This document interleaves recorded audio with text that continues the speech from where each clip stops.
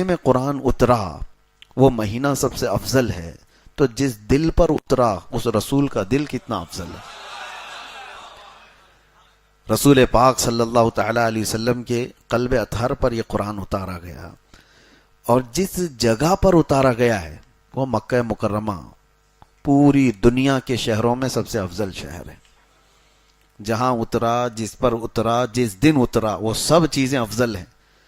بلکہ پہاڑوں میں بھی افضل جو ہے جبل نور کو کہا گیا ہے، جس پر قرآن اتارا گیا تھا۔ غار ہرا جہاں قرآن کی پہلی آیتیں اتری وہ بھی افضل ہے۔ اب آپ دیکھیں قرآن سے جو قریب ہے وہ سب افضل ہے۔ قرآن جہاں جہاں آیا وہ افضل، کیونکہ کلام الہی ہے۔ اب اس وجہ سے اب میں فضیلت بتاتا چلا جاؤں تو قرآن جہاں پڑھا گیا وہ جگہ بھی افضل ہوتی ہے۔ بحمدہ تعالیٰ آج جس جگہ آپ بیٹھے قرآن پڑھا جا رہا ہے، قرآن سنا جا رہا ہے، تو قرآن جہاں نہیں ہوتا اس کے متعلق اللہ کے نبی صلی اللہ علیہ وسلم فرماتے ہیں جس گھر میں قرآن نہیں پڑھا جاتا وہ گھر قبرستان ہوتا ہے، مردے رہتے ہیں وہاں پر، وہ مردوں کی جگہ ہے۔ قرآن زندگی کی علامت ہے، لیکن افسوس یہ ہے کہ ہمارے ہاں سنیوں میں قرآن مرنے کے بعد ہی پڑھتے ہیں لوگ، میت کو سامنے رکھ کر کے سارے لوگ قرآن کھول کے بیٹھے رہتے ہیں۔ تو قرآن میتوں کو بخشوانے کے لیے، چلیں یہ منع نہیں ہے، غلط نہیں ہے، جب کسی کا انتقال ہو جائے تو قرآن کی تلاوت ہونی چاہیے، ایصال ثواب ہونی چاہیے، لیکن قرآن مرنے کے بعد نہیں ہے، زندوں کے لیے آیا ہے قرآن۔ اللہ تعالی ہماری ہدایت کے لیے بھیجا ہے، ہمارے شفا کے لیے اس میں اتارا ہے۔ قرآن پاک زندوں کے لیے ہے، لیکن یہاں ہم نے مردوں کے لیے اس کو رکھا ہے۔ تو ایک بات میں آپ کو بتا دوں کہ قرآن جس مہینے میں اترا وہ رمضان افضل، جس رات میں اترا وہ رات افضل، جس قلب پہ، جس دل پہ اترا وہ رسول کا دل سب سے افضل، جس شہر میں اترا وہ شہر سب سے افضل۔ تو قرآن سے جتنے ریلیٹڈ ہیں وہ سب افضل ہیں۔ اور کب اترا؟ جیسے ابھی میں نے بتایا رمضان میں اترا۔ ایک حدیث پاک میں یہ بھی ہے کہ حضرت جبرائیل علیہ السلام تھوڑی تھوڑی سی آیتیں لے کر کے آتے تھے، جیسے اقرأ بسم ربک الذی خلق خلق الانسان من علق اقرأ وربک الاکرم الذی علم بالقلم علم الانسان ما لم يعلم۔ یہ 5 آیتیں سب سے پہلے آئی غار ہرا میں۔ اس کے بعد سیکنڈ جو نزول ہوا قرآن کا وہ 20 آیتیں تھیں۔ یا ایھا المدثر قم فانذر وربک فکبر وثیابک فطہر، چھوٹی چھوٹی آیتیں 20 آیتیں تھیں۔ تو کوئی خاص عدد نہیں کہ اتنی آیتیں ایک دن آتی تھی، اور دن بھی خاص نہیں کہ 2 دن میں آتی تھی، 4 دن میں آتی تھی۔ اللہ کی مرضی، جبرائیل امین کو بھیجا جاتا تھا، کبھی 1 ہفتے کا گیپ ہو جاتا، کبھی 15 دن کا گیپ ہوتا، کبھی روزانہ آتی، اور کبھی دن میں کئی مرتبہ آتی۔ قرآن کی آیتوں کے آنے کا انداز الگ الگ تھا۔ اب وہ اس لیے میں عرض کر رہا ہوں کہ یہ جو تھوڑی تھوڑی سی آیتیں آتی گئی اور یہ پورا قرآن اترنے میں کتنے سال لگے؟ 23 سال لگ گئے، 23 ایئرس۔ حضور پاک صلی اللہ تعالی علیہ وسلم پر 23 سال تک قرآن اترتا رہا۔ لیکن ایک بات میں آپ کو بتاتا ہوں، کس لیے میں نے یہ ذکر چھیڑا کہ جیسے ہی رمضان آتا تھا حضرت جبرائیل علیہ السلام پورے قرآن کو حضور کے پاس سنایا کرتے تھے، یعنی قرآن کا دور ہوتا تھا، اور وہ سنت جبرائیل ہے جو آج تراویح میں بھی ادا ہو رہی ہے۔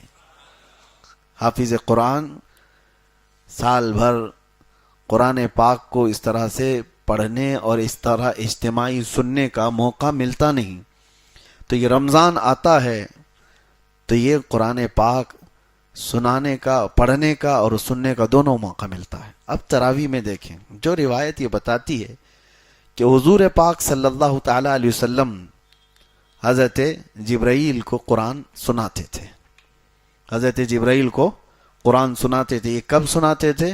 ہر رمضان میں۔ مطلب یہ ہوا کہ ہر رمضان میں جہاں تراویح ہوتی ہے امام سنت مصطفیٰ پر عمل کر رہا ہے، مقتدی سنت جبرائیل پہ عمل کر رہا ہے۔ امام قرآن سنا رہا ہے حضور کی سنت ہے، اور سننے والے جبرائیل کی سنت پر عمل کر رہے ہیں، اور اسی طرح سننا بھی چاہیے، سونا نہیں چاہیے۔ کبھی کبھار تو ایسا لگتا ہے کہ پڑھے ہم ہیں، تھکے پیچھے والے زیادہ ہیں۔ ان کے جمائیاں، ان کی کھانسیاں، یہ ساری چیزیں خشوع و خضوع کو ختم کرتی ہیں۔ اور آج میں نے ایک آیت تلاوت کی ہے، میں پورے پارے کی تفسیر آپ کے سامنے گھیر نہیں سکوں گا، ابتدا ہے آج۔ تو اللہ تعالیٰ فرماتا ہے وَإِنَّهَا لَكَبِيرَةٌ إِلَّا عَلَى الْخَاشِعِينَ، نماز کے متعلق اللہ فرماتا ہے یہ بھاری پڑ جاتی ہے نماز کچھ لوگوں پر، کچھ لوگوں کے لیے نماز بھاری ہے، وہ جلدی سے جلدی بھاگنے کے فراق میں ہوتے ہیں، امام کے پیچھے ٹکٹکی باندھ کر دیکھتے ہیں کہ اب رکوع ہوا کہ تب رکوع ہوا، یہ کتنی لمبی رکعت ہو گئی۔ یہ میں آپ کو شروع میں بتا رہا ہوں کس کے لیے بھاری ہے، تو اللہ تعالیٰ فرماتا ہے یہ منافقین پر بھاری ہے۔ وَإِنَّهَا لَكَبِيرَةٌ إِلَّا عَلَى الْخَاشِعِينَ، یہاں پر آیت میں یہ فرمایا گیا ہاں جو اللہ سے ڈرنے والے لوگ ہیں ان پر نماز بھاری نہیں ہے، ان پر نماز بھاری نہیں ہے۔ وہ رسول اللہ کی لخت جگر سیدہ کائنات فاطمۃ الزہرا سلام اللہ علیہا، وہ رات کو سجدے میں گر جاتی تھیں، اور صبح کی اذان کا وقت ہوتا تو سر اٹھاتی اور پھر کہتی مولا تیری راتیں کتنی چھوٹی ہے کہ ایک سجدہ پورا مکمل طور پر ہو نہیں پاتا۔ تو ان کے لیے نمازیں، ان کے لیے سجدے بھاری نہیں ہیں۔ دل میں اگر نفاق آ گیا ہو تو نماز اس کے لیے بھاری ہے، لوگ بیٹھتے نہیں، بھاگنا ہے۔ اور رمضان المبارکہ میں اب آپ کبھی سوچتے ہیں شیطان تو چھٹی پہ ہے، شیطان ابھی قید کر لیا گیا۔ حدیث پاک میں حضور صلی اللہ تعالی علیہ وسلم فرماتے ہیں سرکش جنات اور شیطان مردود کو پورے رمضان میں قید کر لیا جاتا ہے، اللہ تبارک و تعالیٰ قید کر لیتا ہے مومنین کی راحت کے لیے، لیکن پھر بھی شیطان کے ایجنٹ بہت گھومتے رہتے ہیں، شیطانی کام بھی ہو رہے ہوتے ہیں، ساری چیزیں چل رہی ہیں۔ یہ کیسے؟ اس کو یوں بتایا گیا ہے کہ شیطان نے اپنے 11 مہینے جو اس پر عمل کیا، جتنا اثر ڈالا تھا، وہ پوری طور پر اس نے اس سے اپنے آپ کو آزاد نہیں کیا، اس کا کچھ اثر اب بھی باقی رہ گیا ہے۔ ہاں یہ اور بات ہے کہ شیطان تو گیا ہے، لیکن ساتھ میں ہمارے صرف شیطان نہیں ہوتا، نفس بھی ہے، اور وہ شیطان سے بھی بڑا ڈینجر ہے۔ آپ کو پتہ ہے پورے 11 مہینے جب بھی نماز نہیں پڑھے، جھوٹ بولے، چغلی کیے، کچھ بھی گناہ کیے، تو بلیم کس کے اوپر؟ شیطان کرا دیا، جھگڑا لگا دیا۔ کس نے کرایا؟ شیطان کرا دیا۔ ساری برائیاں کون کراتا ہے؟ شیطان کراتا ہے۔ شیطان ساری برائیوں کا جڑ ہے، ٹھیک ہے مانتے ہیں، لیکن آدم علیہ السلام کو سجدہ کرنے کے انکار جو شیطان نے کیا، اس کو کس نے بہکایا؟ وہ تو خود شیطان ہے۔ شیطان سارے لوگوں کو گمراہ کرتا ہے، تو پھر شیطان کو کس نے گمراہ کیا تھا؟ شیطان سجدہ کیوں نہیں کیا؟ اکڑ کیوں دکھایا؟ تکبر کیوں دکھایا؟ فرمایا گیا کہ شیطان کو اس کے نفس نے گمراہ کیا تھا۔ تو پتہ یہ چلا کہ جو شیطان کو بھی گمراہ کرتا ہے وہ نفس، وہ ہمارے ساتھ تو ہے۔ شیطان گیا ہے لیکن نفس نہیں گیا۔ اس وجہ سے نفس کی تربیت کے لیے ہی رمضان ہے۔ اب میں آپ کو بتاؤں، یہ نفس کو اگر ٹھنڈا کرنا ہے، اس کو ریہرسل میں لا کر کے، اس کو تربیت میں لا کر کے صحیح کرنا ہے، تو سب سے بہترین کہا گیا ہے کہ قرآن پڑھو اور قرآن سنو، نفس اس سے معمول پر آتا ہے، نفس کی خرابیاں کم ہوتی ہیں۔ اور یہ بھی فرمایا گیا کہ روزہ نفس کو توڑ دیتا ہے۔ ایک صحابی حضور صلی اللہ تعالی وسلم کے پاس آئے، جوان، کہا کہ شادی کرنا ہے لیکن استطاعت نہیں ہے، کیا کروں، گناہ ہونے کے اندیشے ہیں۔ حضور نے فرمایا روزہ رکھو۔ کیا کرو؟ روزہ رکھو۔ حضور پاک صلی اللہ تعالی علیہ وسلم نے کس لیے فرمایا؟ کہ روزہ نفسانی خواہشات کو مار دیتا ہے، نفسانی خواہشات کو کم کر دیتا ہے، ختم کرتا ہے۔ جتنے بھی اولیاء کاملین کو آپ سنیں گے، ان کی تربیت جو ہے روزے سے ہوتی تھی، روزے سے ہوتی تھی۔ اب یہ رمضان آیا ہی ہمارے پاس ہمارے نفس کی اصلاح کے لیے، اگر اس میں بھی ہم نہیں کر سکے تو پھر کبھی نہیں کر پائیں گے۔ تو بہرحال آج کی یہ ابتدائی ہماری گفتگو تھی آپ کے سامنے، اور انشاءاللہ العزیز چلتی رہے گی، زندگی باقی رہے تو رمضان المبارکہ اور قرآن کا جو سنگم ہے، جو تعلق ہے، وہ کیوں میں نے بتایا کہ صرف تقریر کرنے کے لیے نہیں، صرف تراویح کے لیے نہیں، آپ ہاتھوں میں قرآن اٹھاؤ۔ مہینوں ہو گئے اس قرآن کو اٹھائے ہوئے، اور کتنے تو ایسے ہیں پڑھ بھی نہیں پاتے ہیں، اور کتنے تو ایسے ہیں دیکھ بھی نہیں پاتے ہیں۔ یہ اللہ کا وہ مقدس کلام آج کائنات میں، آپ کو ایک بہت چیلنج کی بات بتا رہا ہوں، پوری روئے زمین پر حضور صلی اللہ تعالی علیہ وسلم کی نشانیوں میں کوئی ایسی مضبوط نشانی جس کو کوئی بدل نہیں سکا، معجزہ حضور کا کوئی باقی ہے تو قرآن باقی ہے۔ حضور نے چاند کے ٹکڑے کیے تھے کہ نہیں؟ آپ کا ماننا ہے یہ حضور کا معجزہ ہے۔ حضور نے ڈوبے ہوئے سورج کو پلٹا دیا، یہ حضور کا معجزہ ہے۔ نبی پاک صلی اللہ علیہ وسلم نے انگلیوں سے پانی جاری کر دیے، حضور کا معجزہ ہے۔ حضور کے سامنے پتھر بول پڑے، یہ حضور کا۔ لیکن یہ سب معجزے دیکھے آپ نے؟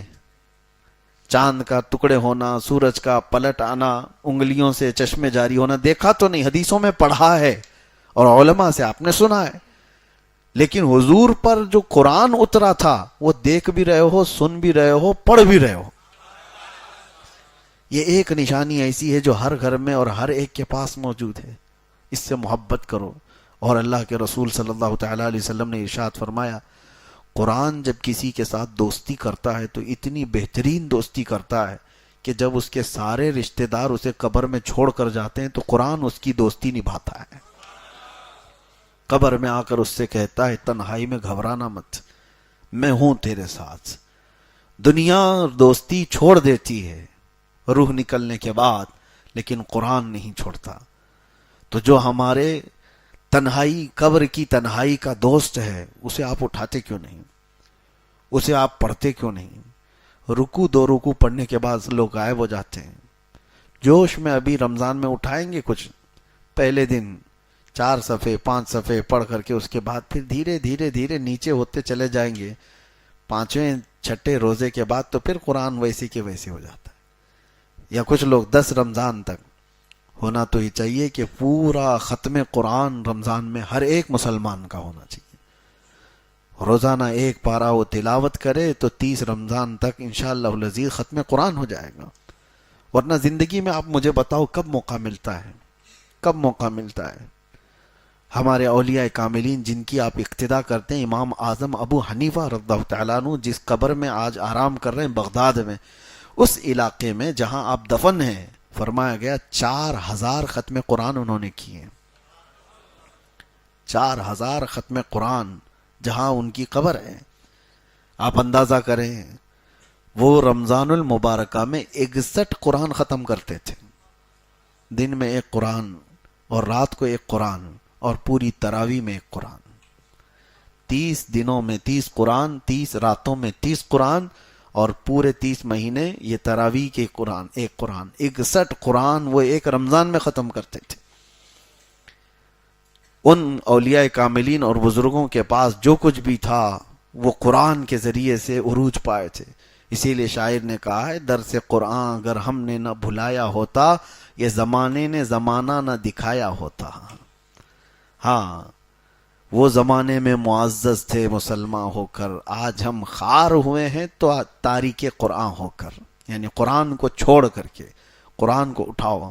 اب سمجھنے والے، تفسیر پڑھنے والے بہت کم رہ گئے، ترجمہ جاننے والے کم رہ گئے، پھر تلاوت کرنے والے کتنے کم ہو گئے۔ میرے عزیزو، وہ تفسیر اور ترجمے والے تو بہت دور چلے گئے، کم از کم قرآن اٹھانے والے تو آ جائیں ہمارے پاس۔ قرآن اپنے گھروں میں اٹھاؤ، ابھی جا کر کے دیکھو کہ دھول لگی ہوگی، تمہارے فریج اور تمہاری ٹی ویاں اس سے زیادہ صاف رکھی جاتی ہیں، بار بار روزانہ جھٹکتے ہیں، صوفے صاف کیے جاتے ہیں، اور قرآن کو اسی طرح سے تنہا چھوڑ دیا جاتا ہے۔ مہینوں ہو گئے، برسوں ہو گئے، قرآن کو چھوا بھی نہیں۔ کب چھوا؟ قسم کھانے کے لیے۔ کب چھوا؟ جب کسی کی موت ہو گئی تو قرآن جلدی جلدی جھاڑ کر کے اٹھایا گیا۔ اور ایک بات میں آپ کو بتاتا ہوں، اللہ کے نبی صلی اللہ علیہ وسلم فرماتے ہیں قیامت کے دن قرآن اور رمضان جس کے خلاف کھڑے ہو گئے اسے دوزخ میں جانے سے کوئی نہیں روک سکتا، اسے جہنم میں جانے سے کوئی نہیں بچائے گا۔ اور اللہ کے نبی صلی اللہ علیہ وسلم جب دعا کرتے تھے تو ہاتھ حضور صلی اللہ تعالی علیہ وسلم کے ہلتے تھے جب یہ دعا کرتے تھے اللہم اجعل القرآن حجتا لنا لا حجتا علینا، اے اللہ قرآن کو ہمارے لیے سفارشی بنا، قیامت کے دن ہمارے خلاف مقدمہ کرنے والا مت بنا۔ تو قرآن کچھ لوگوں کے خلاف مقدمہ کرنے والا ہے، قرآن کچھ لوگوں کے خلاف کھڑے ہونے والا ہے، قرآن بھی ہے اور رمضان بھی ہے۔ فیصلہ آپ کے ہاتھ میں ہے کہ قرآن کو اپنا سفارشی اور اپنا شفیع و مددگار بناؤ گے قیامت کے دن، یا پھر اپنے خلاف کھڑے ہونے والا۔ قرآن کے ساتھ جنہوں نے بے حرمتی کی، بے حرمتی کا مطلب لوگ یہ سمجھتے ہیں زمین پر پٹک دینا، قرآن کی بے حرمتی کا مطلب ہے کہ اس کے اوراق کو نیچے پھینک دینا، یہ بے حرمتی نہیں۔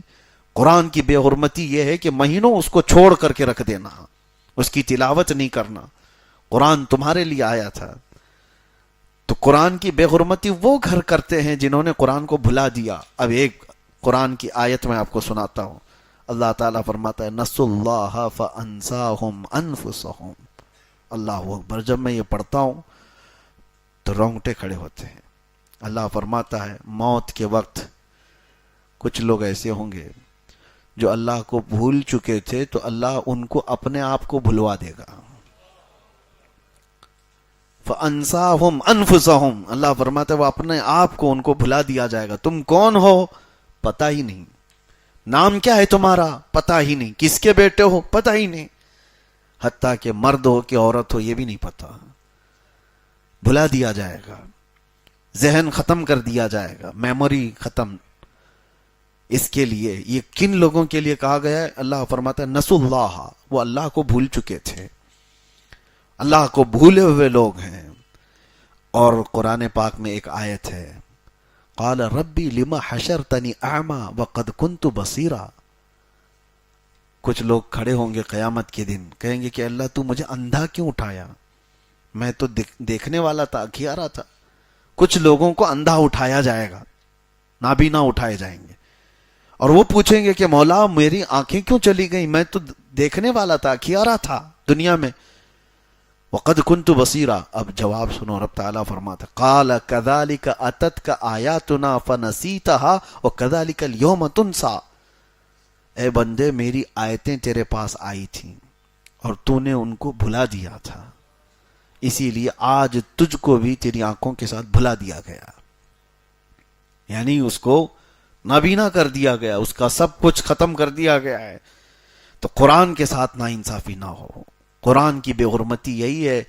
اسی لیے اللہ کے نبی صلی اللہ تعالی علیہ وسلم نے فرمایا جس گھر میں قرآن کی تلاوت نہیں ہوتی وہاں مردے رہتے ہیں، قبرستان کی طرح ہے۔ تلاوتیں کرو، قرآن پاک کو اٹھاؤ، سارے بچوں کے ہاتھ میں دو، عورتوں کے ہاتھ میں دو، قرآن پاک کا معمول بنا لو، اور انشاءاللہ العزیز آپ دیکھنا حضرت عبداللہ ابن مسعود رضی اللہ تعالیٰ عنہ فرماتے ہیں قرآن جب تلاوت ہوتا ہے تو اچانک آسمان سے فرشتے اترتے ہیں۔ اور پھر حضور نے فرمایا فجر کی نماز کے لیے آپ آتے ہیں، فجر کی نماز کے لیے حکم ہوا تھا کہ منہ اچھی طرح سے صاف کر کے مسجد میں آؤ، صحیح ہے، منہ کے اندر بدبو نہ آئے، اچھی طرح سے اس کو صاف کر کے آؤ۔ وجہ کیا ہے؟ حضور فرماتے ہیں جیسے ہی تم قرآن کی تلاوت کرتے ہو فرشتے اپنا منہ تمہارے منہ سے لگا دیتے ہیں، قرآن کی آیتیں سیدھے تمہارے منہ سے وہ اپنے منہ میں لیتے ہیں، تو ان کو تمہارے منہ کی بدبو سے کراہت نہ ہو، تکلیف نہ ہو، اس لیے تمہارے منہ کو صاف کرنے کا حکم دیا گیا۔ تو قرآن کو آپ سمجھے کیا ہو؟ قرآن کیا ہے؟ یہ وہ معجزہ ہے جو آج بچوں کے سینوں میں اتر جاتا ہے۔ کوئی اور کتاب یاد کر کے دکھاؤ، اللہ کا فضل ہے، کروڑا احسان ہے۔ آج میں نے آپ کے سامنے جو تراویح پڑھائی میری عمر کی یہ 26ویں محراب ہے، الحمدللہ 26واں سال ہے، 25واں سال میں نے سلور جبلی جیل میں منا لیا تھا، نہیں یہ 27واں سال ہے، پچھلے سال 26 تھا، 2024 میں جو ہم اندر تھے تو اس وقت 25واں سالانہ تراویح جو ہماری ہوئی الحمدللہ وہ بھی چھوٹی نہیں تھی. ہاں کرمنلز کے بیچ میں بھی ہم نے تراویح سنائی ہے الحمدللہ. اور اس وقت بھی مجھے یاد ہے آج جس طرح آپ کے سامنے میں قرآن کی فضیلت بیان کر رہا ہوں تو وہاں موجود قیدیوں کو ایک رمضان بے رک بنا دی جاتی ہے. رمضان آتے ساتھ ہی سارے مسلمانوں کو ایک جگہ, تو الٹے سیدھے لوگ ہوا کرتے ہیں اس میں, کیسے کیسے لوگ دیکھا تو مجھے خود کی گھبراہٹ تھی کہ یہ نماز روزے والے تھوڑی نہ ہیں, ان کو کہاں نماز کی بات ہے. پھر بھی تراویح کے لیے میں نے کہا میں پڑھاؤں گا, تو سب پوری اسی طرح سے صفیں لگ گئی. اب مجھے یہ ڈر تھا کہ ایک پارہ پڑھنے میں پتہ نہیں کتنے غائب ہو جائیں گے اس میں بیچ میں سے. آج پڑھتا ہوں, کل سے ان کو شاید ہو سکتا ہے الم تری کیف والی تراویح پڑھنے کے لیے یہ بول دیں گے. میں نے کہا بہت لمبی ہو جاتی ہے, 1 گھنٹہ لگتا ہے ہماری تراویح میں. الحمدللہ آج بھی مجھے یاد ہے وہ بات, سارے لوگوں نے مل کر کہا سحری تک بھی ہم چاہے تو کھڑے ہو کے پڑھیں گے آپ کے ساتھ. قرآن آپ نے پڑھایا اور پہلی مرتبہ کوئی جیل میں پورا قرآن پڑھا رہا ہے. اور اللہ تبارک و تعالیٰ کی وہ حکمتیں ہیں, وہ جس سے جہاں چاہے قرآن کی تلاوت کرواتا ہے, جہاں سے چاہے وہ قرآن کی تلاوت کرواتا ہے. اسی لیے قرآن آپ تلاوت کرو. ایک اور آخری بات میں بتاتا ہوں, کچھ چھپی ہوئی چیزیں ہیں جو آپ کو پتہ بھی نہیں ہیں, وہ ہمارے ساتھ بھی ہو سکتی ہیں, آپ کے ساتھ بھی ہو سکتی ہے. سرکار غریب نواز رضی اللہ تعالیٰ عنہ کا باغیچہ تھا. ابھی آپ سفر پر گئے نہیں تھے, اس وقت آپ کا جو والد گرامی کا دیا ہوا باغیچہ تھا اس کی آپ دیکھ بھال کرتے تھے. لیکن ہوتا کیا تھا, دن بھر حضرت سرکار غریب نواز رضی اللہ تعالیٰ عنہ قرآن کی تلاوت کرتے رہتے, باغیچے میں بیٹھ کر تیزی سے قرآن پڑھتے رہتے تھے تنہا. لیکن ان کے ساتھ ایک الگ معاملہ ہوتا تھا. وہ فجر میں جیسی آتے تھے تو باغیچے کی پوری صفائی کی گئی ہوتی تھی. سارے پتے جو جھڑے ہوتے تھے, کچرا جو بھی ہے وہ سب جمع کر کے کوئی اٹھا کر کے ختم کر دیا ہوتا تھا.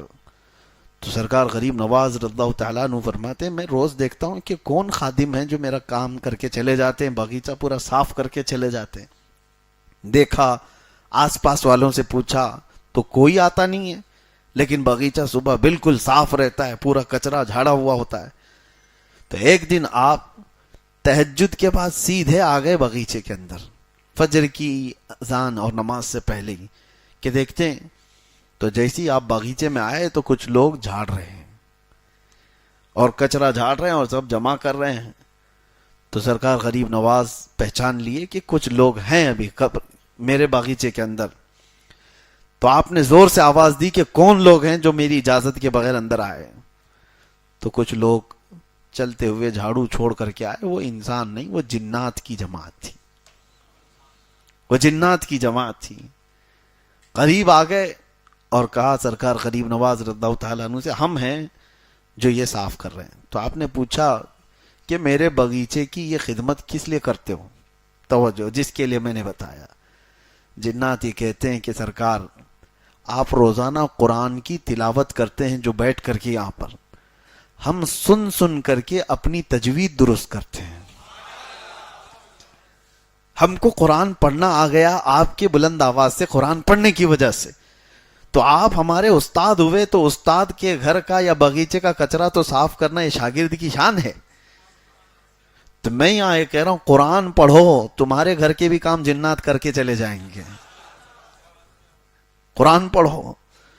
اور کچھ لوگ تو موکل حاضر کرنے کے لیے پتہ نہیں چلے کر رہے ہیں, اور چلے کر رہے ہیں, ایک دن ان کا سر گھوم گیا تو پھر زندگی بھر گھوم جائے گا.